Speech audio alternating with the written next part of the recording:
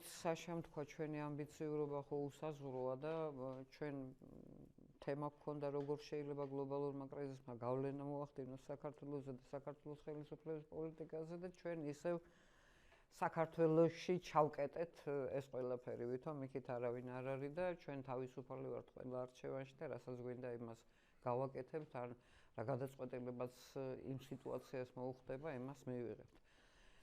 რა ვიცი, ახლა ჩვენ შევედით კაცობრიობის ისტორიის იმ ეტაპში, როდესაც ხა რამდენი გადატრიალება აქვს შეერთებულ შტატებს სხვა სახელმწიფოების ტერიტორიებზე კი ვიცით, მაგრამ აი ესეთი ღია ფორმით ის რაც მოხდა ვენესუელაში, ასეთი ღია ფორმით განცხადება, რომ მე კანადაც მინდა, გრენლანდიაც მინდა, იქ ჩინეთს 100%-ს დაუწესებ ტარიფებს. იმდენად აირია ეს თამაშის წესები, რომ მასში აი აქ ადგილობრივად საქართველოში ჩვენ თუნდაც აი ყველაზე ძლიერი ინტელექტუალური რესურსების მოხმობით რომ ვეცადოთ და რაღაც ჩამოვაყალიბოთ, არაფერი არ გამოვა, იმიტომ რომ ტრამპმა მე მგონი თვითონ არის ის დილით რო გაიღვიძებს რა მორიგ ასე ვთქვათ სიურპრიზს მოუმზადებს დანარჩენ მსოფლიოს და ჩვენ ახლა ვიждეთ და ამაზე ავაგოთ ვარაუდები ძალიან რთულია. ხო, ძალიან რთულია ადამიანი ნორმალური თუ ხარ და რაღაცა მორალური პრინციპები გაგაჩნია, შეეგუო თავიდან ბოლომდე იმას, რომ სად პოლიტიკა, სად მორალი, ხო? ანუ არ არის არაფერი მორალური პოლიტიკაში. მე საკითხავია საერთოდ რა საჭიროა ასეთი პოლიტიკა, ხო? რომლისთვისაც მორალი უცხოა, რომლისთვისაც ადამიანების სამსახური უცხოა, სახელმწიფოს რაღაც სამართლიან პრინციპებზე აგება აი ეს ყველაფერი ხო შეუძლებელია აი ამ ვითარებაში არსებობდეს, როცა შეგუებული ხარ, რომ აი პოლიტიკა ცალკეა, მორალი ცალკეა. ძალიან მომეწონა ამ მატარებლების თემა და ის რომ რა თქმა უნდა ახლა აღიარებული ჭეშმარიტება, რომ ადამიანს ნებისმიერ ვითარებაში უნდა ქონდეს თავისუფალი გადაადგილების უფლება და ეს სხვათა შორის არ ვრცელდება ერთეულ ადამიანს. ერებსაც უნდა ქონდეთ ასეთი თავისუფალი გადაადგილების უფლება, მაგრამ მე მინდა გავიხსენო რა ხდებოდა მეორე მსოფლიო ომის დროს ევროპის კონტინენტზე. არც ერთი რკინიგზა არ გაჩერებულა, ნუ თუ დაბომბვა ან რაღაცა ეგეთი არ მოხდებოდა, ყველა რეისი რეგულარულად ჩვეულებრივად სრულდებოდა. ანუ ეს მანქანა მუშაობდა, რკინიგზის მანქანა, მაგრამ ამან არ დაიფარა ევროპის კონტინენტი იმ უბედურებისგან, რაც მოხდა, ხო? კატასტროფა, რაც დატრიალდა. ანუ აქ ესეც არ არის, ასე ვთქვათ, პანაცეა იმ მხრივ, რომ ჩვენ ახლა თავების მიხედვით ვერ დავთვლით, რამდენი კაცია ერთი ვექტორის მომხრე, რამდენი მეორესი, რამდენი მესამესი, რამდენია შემგუებელი, ხომ? არც ის არ გამოიყურებათ მთლად ისე როგორც ისმის, რომ ჩვენ აღვადგინეთ სუვერენიტეტი, ჯერ ერთი სუვერენიტეტი, აგერ გრენლანდიამ რომ აღიდგინა, ისეთი უნდა და კანადამ, ხო? და ასე შემდეგ, ხა ბევრი მაგალითის მოყვანა შეიძლება. ანუ სუვერენიტეტი არის, როგორც იტყვიან, ძალიან წელვადი ცნება რა. დიდ ქვეყნებს სხვა სუვერენიტეტი აქვს, პატარა ქვეყნებს სხვა სუვერენიტეტი, ხშირად პატარა სახელმწიფოები ირჩევენ რამდენი უნდა დათმონ სუვერენიტეტის წილი, რომ ეს მათთვის სასარგებლო იყოს და აი ეს წილი ეყოფა თუ არა მისი, ასე ვთქვათ, გადარჩენის და უსაფრთხოების უზრუნველყოფას. ეს ურთულესი ამოცანებია, ეს არის რაღაც ტელევიზორში გამოხვიდე და ვიღაცა რომელიღაც პოლიტიკურ ძალაზე და მის განცხადებებზე კომენტარები აკეთო. ეს ძალიან რთული თემაა და რაც შეეხება ახლა იმას, რომ საქართველოს ცდილობს, ახლა მე ძალიან მიჭირს წაუყვე ამ მსჯელობას, ხო, რასაც გვთავაზობს ძირითადად მმართველი გუნდი, რომ ესე იგი მაშინ ჩვენ ეს არ შეგვეძლო, ეხლა გავბედეთ და ვაკეთებთ. მაშინ ის მოსამართლეები იყვნენ ცუდები, დღეს ჩვენ ხელში ეს მოსამართლეები იქნებიან უკეთესები. აი, სად არის ის მომენტი, როცა ხვალაც მეტყვი, რომ აი გუშინ რაღაცას რო ვაკეთებდი, ეგრე არა, ეხლა სხვანაირად უნდა გავაკეთო და უფრო მართალი ვიქნები. ხომ, აი ეს რაღაცა როგორ გითხრათ, აი რაღაცა რეზინასავით არის, აი კაუჩუკიც კი არ არის, რეზინაა, რომელიც შეიძლება ხანაკეთ გაწელო, ხანიკით გამოწელო, მაგრამ ვითარებას თლიანობაში ეს არ ცვლის. ახლა კელი დეგნანის საუბარი და ეს მართლა დიდი ის იყო, ხო? ჩაქუჩის ჩარტყმა ჩვენი საზოგადოებისთვის, თუ ამერიკელები ასე რო იქცეოდნენ, ჩემთვის პირადად ნათელი გახდა 2003 წელს. ვინც ჩემზე ჭკვიანია, ალბათ მანამდეც მიხვდა, მაგრამ 2003 წელი იყო, ასე ვთქვათ, სრული დემონსტრირება ამ ყველაფრისა. ეხლა ერთი წამით დაუშვათ, რომ ასეთი ხისტი პოზიცია დაეკავებინა იმ ხელისუფლებას, შევარდნაძის ხელისუფლებას. ხა მესმის არ შემისწოროთ, მესმის რომ ის არ იყო უკვე არც იმ ასაკში, არც ასე ვთქვათ, სახელისუფლებო ვერტიკალის ზედაშრეები არ იყვნენ, ასე ვთქვათ, იმ კონდიციაში, რომ ეს მომხდარიყო, მაგრამ თეორიულად რომ დაუშვათ, არც მაშინ მოხდებოდა რევოლუცია. თუმცა აი ეს ფერადი რევოლუციების ესეთი ტროცკისტული, ნეოტროცკისტული ახალი ვარიანტი უბრალოდ ამ თეორიულმა ბაზამ იმდენად მოჭამა საკუთარი თავი, რომ აღარავის აღარ სჯერა, არ იჯერებ. თუ მაგალითად იყო ასეთი შემთხვევები, რომ იგივე სერბეთზე თავდასხმისა და დაბომბების დროს აქვეყნებდნენ ფოტოებს რაღაც საკონცენტრაციო ბანაკებიდან, რომ თითქოს სერბებმა იქ მუსლიმები შეყარეს ბანაკში, გაანადგურეს, აწამეს და ასე შემდეგ და სულ მალე გაირკვა, რომ ეს სხვა ადგილას გადაღებული ფოტოები იყო და არაფერს საერთო არ ჰქონდა სერბეთთან. ისევე როგორც ის სინჯარა კოლინ პაუელი რო იქნებდა გაეროს უშიშროების საბჭოს სხდომაზე და გაირკვა, რომ არაფერი მსგავსი არ ყოფილა და ამისთან ახლა ასეულობით მაგალითის მოყვანა შეიძლება. ანუ დღეს ნდობა ამ პოლიტიკური და PR ტექნოლოგიებისადმი არის სერიოზულად, ასე ვთქვათ, დაცემული რა. ბოლომდე არ არის გაცამტარებული, იმიტომ რომ ადამიანს უჭირს ყველაფერს თვალი მიადევნოს და რაღაცა შეიძლება გადაყლაპავს იმ მომენტში, ხო? ახლაც მუშაობს გარკვეულწილად, მაგრამ გლობალურად უკვე აი ამ ტექნოლოგიებმა თავიანთი თავი ამოწურა.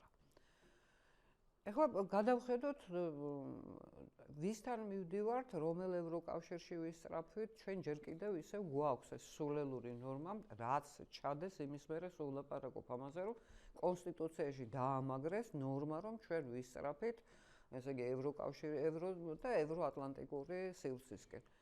ხვალ დილით ჩვენ შეიძლება გავიღვიძოთ ვითარებაში, როცა ნატო ამ ფორმით აღარ არსებობს. და იმ ვითარებაში, როცა ევროკავშირი ამ ფორმით აღარ არსებობს. ეხლა ეს მაინც და მაინც დაშლა და ბრექსიტების სერია კი არ უნდა იყოს. გამოგიცხადებენ, როგორც ამას წინათ გამოაცხადეს, რომ შეუძლიათ სრული კონსენსუსი აღარ მიიღონ გადაწყვეტილება. შეუძლიათ რომელიღაც სახელმწიფოების უარზე თქვან უარი. მერე რო შენარგიდა, ჩვენ ვიღებთ ასეთ გადაწყვეტილებას. აი სად მივდივართ, იბადება ეხლა შეკითხვა. მე საერთოდ მგონია, რომ ქვეყანა არცად არ უნდა წავიდეს, ქვეყანა არის იქ, სადაც არის და თავისი თავი და თავისი ხალხი უნდა შეინარჩუნოს და მიწა პირველ რიგში, რომელზეც ის არსებობს, იმ სახით, რომელთაც ყოველ შემთხვევაში წინაპრებმა მოგიტანეს, ხო? ეხლა, როდემდე შეიძლება ამ მახინჯი ისტორიული რეტროსპექტივით იცხოვრო? რუსეთი ცუდია, ესე იგი გეორგიევსკის არა ლენტი როგორ შეიძლება და რატომღაც არავინ არ იხსენებს, რომ იგივე ახალციხის საფაშო აი იმ გეორგიევსკის ლენტით დაბრუნდა საქართველოს შემადგენლობაში. ანუ ისტორია ვერ იტანს, არ გაპატიებს ამ სიმახინჯეს. უნდა თქვა სიმართლე. მაშინაც კი, როცა შენ ეს სიმართლე დღეს არ მოგწონს და არ გსიამოვნებს, ხო? ეხლა რაც შეეხება მთავარ გეოპოლიტიკურ, ასე ვთქვათ, მიზიდულობის ცენტრს. იყო ეპოქა, როდესაც რუსეთი მართლაც იყო მთავარი გეოპოლიტიკური, ასე ვთქვათ, მიზიდულობის ცენტრი. დღეს მსოფლიო არის გადალაგებული და სერიოზულად შეცვლილი. ეხლა შორს რო არ წავიდეთ, თურქეთი აღარ არის ის თურქეთი, როგორიც იყო 100 წლის წინ, ან თუდას 50 წლის წინ, ხო? აშკარად ნაბიჯ ერდოგანი არა მარტო სამხრეთ კავკასიაში, აგერ სირიაში და ქურთების მიმართ თავისივე ტერიტორიის მომიჯნავე ადგილებში სერიოზულ ნაბიჯებს გამს და იმტკიცებს ამ პოზიციებს. მე შორს ვარ, თურქეთი ჩვენი ისტორიული მეგობარიაო, რო იძახოდნენ აი ამ აზრისგან, არასოდეს არ ყოფილა, მაგრამ არც შენი დღევანდელობა არ უნდა ააგო იმაზე, რომ გუშინ ის შენი მტერი იყო. დღეს რა მოცემულობაა და ვინ ვისთან მეგობრობს და როგორ. სულ უფრო ხშირად თურქეთი ერევა ისეთ საკითხებში, რომელშიც ჩარევაც თავში ვერ მოუვიდო და 20 წლის წინ. დღეს აძლევს თავს ამის უფლებას. ეხლა ეს პირდაპირ უკავშირდება იმას, რომ რუსეთის პოზიციები აღარ არის ისეთი მყარი და ძლიერი და პირველ რიგში არ არის იმიტომ, რომ მე ადრეც მილაპარაკე ამაზე, დღესაც ვეთქვი, რომ რუსეთის ელიტაში იყო ილუზია, რომ უკრაინაში ცოტა და მთელი უკრაინა ყვავილებით შეხვდება რუსეთს და არ შეაფასეს ადეკვატურად ის, რომ 10 წლეულების განმავლობაში იგივე დასავლეთი, ახლა ზოგადად თქვათ, ამას კონკრეტული ადრესატები ყავს, მაგრამ ზოგადად თქვათ, რომ დასავლეთმა მოახერხა უკრაინისგან ანტირუსეთის ფორმულის შექმნა, რომელმაც იმუშავა სერიოზულად, ხო? ახლა ერთნი ქილიკობენ, რომ აჰი პუტინს საჩეულია, თორე მართლა 48 საათში აიღებდა უკრაინას. მე რასაც უყურებ, აი 4 წელი სრულდება, ხარ, როგორც ჩანს, ეს პარადიგმა შეცვალა რუსეთმა და თუ იყო ამის მოლოდინი, რომ უმტკივნეულოდ და ძალიან ცოტა დანაკარგით უკრაინაზე, ესე ვთქვათ, მოიპოვებდა სერიოზულ გავლენას, დღეს მიდის მომქანცველი, აი როგორ არის რუსული iznurяющая война და რატომ ახლა წმინდა რესურსულად ახლა ან იდიოტი უნდა იყო, ან ვიღაცის ფულზე გაყიდული, რომ ვერ მიხვდე, რომ თავისი რესურსებით უკრაინა რუსეთს ვერ მოერევა, ხო? მთელი ეს დახმარება, რომელიც გამოყოფილი იყო მისთვის, ზელენსკის რეჟიმმა გამოიყენა პირადი გამდიდრებისთვის და იქაც მომქანცველი ომი მიდის ბოლო უკრაინელონთან, ხო? იღუპებიან ადამიანები და ეს პოლიტიკის და მორალის საკითხის არ იყოს, აღარავის აღარ აინტერესებს ეს. კი, იყო რაღაცა ისტერიული წამოძრავი ბუჩა და ესენი რო ახსენა. ეს ბუჩაც ხო დადგმული პიარ ესენი იყო, არა?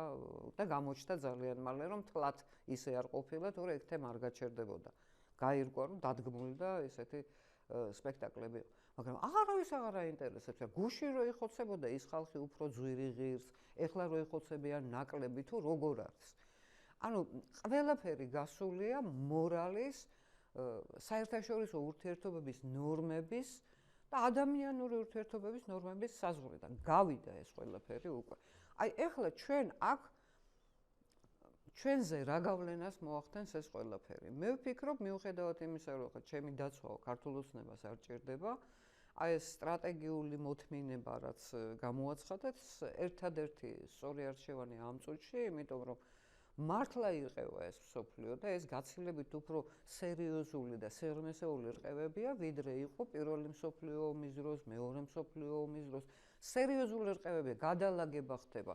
ჩინეთი, რომელიც არასოდეს ხმას არ აუწევს, არასოდეს ძალის პოზიციიდან არავის არ დაელაპარაკება, მას სერიოზული უპირატესობები აქვს დღეს უკვე ყოველ მხრივ. ჯერ კიდევ 2000-იან წლებში, როცა მე მომიწია აფრიკაში ჩასვლა, გაოცებით აღმოვაჩინე, რომ უამრავი საბადო და წიაღისეული უკვე ჩინელების ხელში იყო. 93 წელში ამერიკაში რო ვიყავი, თუ კი რამე ვნახე მაღაზიაში, ყველაფერს უკვე ეწერა made in China. ხო?